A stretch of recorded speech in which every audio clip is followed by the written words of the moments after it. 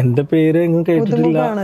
ഞാൻ ഒരാൾക്കും അസിസ്റ്റ് ചെയ്തിട്ടില്ല. ഞാനങ്ങനെ സിനിമ ഫീൽഡിലുള്ള ഒരാളല്ല. എന്നാൽ സിനിമ ഞാൻ ഭയങ്കരമായിട്ട് ഇഷ്ടപ്പെടുകയും ഇതിൻ്റെയൊക്കെ കുറിച്ച് അന്വേഷിക്കുകയും ഓരോന്ന് കാണുകയും പഠിക്കുകയൊക്കെ ചെയ്തുകൊണ്ടിരുന്ന ആളാണ്. നമുക്കിതൊരു പാഷനാണ്. പക്ഷെ കുടുംബം ബാലൻസ് ചെയ്ത് പോകുന്ന ഒരാളായത് കൊണ്ട് എനിക്ക് സിനിമയുടെ പ്രൊഫഷനിലേക്ക് ഇറങ്ങും. കാരണം മക്കളും ഇവരൊക്കെ പട്ടിണിയാവരുത്. കുടുംബം ബാലൻസ് ചെയ്തിട്ടുള്ള കളിയാണ് ഞാൻ കളിക്കാറുള്ളൂ എപ്പോഴും.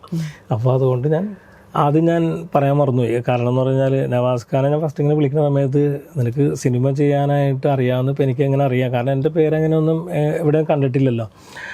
ഞാൻ പറഞ്ഞു, നവാസ് ഖാൻ ഞാനൊരു ഷോർട്ട് ഫിലിം ചെയ്തിട്ടുണ്ട്, ദൂരം എന്നാണ് യൂട്യൂബിൽ കിടക്കുന്നുണ്ട്. അപ്പം ഞാനത് അയച്ചു കൊടുത്തു നവാസ് ഖാക്ക്. അങ്ങനെ പുള്ളി അത് കണ്ട് കുറച്ച് 2-3 മണിക്കൂർ അങ്ങനെ വീട്ടിലേക്ക് വന്നോ വേണ്ടതെന്ന് അറിയാൻ ആദ്യം അത് കാണണമല്ലോ. കാരണം വീട്ടിലേക്ക് വന്നു കഴിഞ്ഞാൽ പിന്നെ നോ പറയാൻ ചില ബുദ്ധിമുട്ടുള്ള കാര്യം കൊണ്ട് പുള്ളി അതൊന്ന് കൺഫേം ചെയ്തു. പുള്ളി അങ്ങനെ ഷോർട്ട് ഫിലിം കണ്ടു കഴിഞ്ഞപ്പോൾ പുള്ളി പറഞ്ഞു, നിനക്ക് സിനിമ ചെയ്യാൻ അറിയാമെന്ന് എനിക്ക് മനസ്സിലായി. ഷോർട്ട് ഫിലിം ഇഷ്ടമായി. കാരണം ഒരു 5 മിനിറ്റേ ഉള്ളൂ.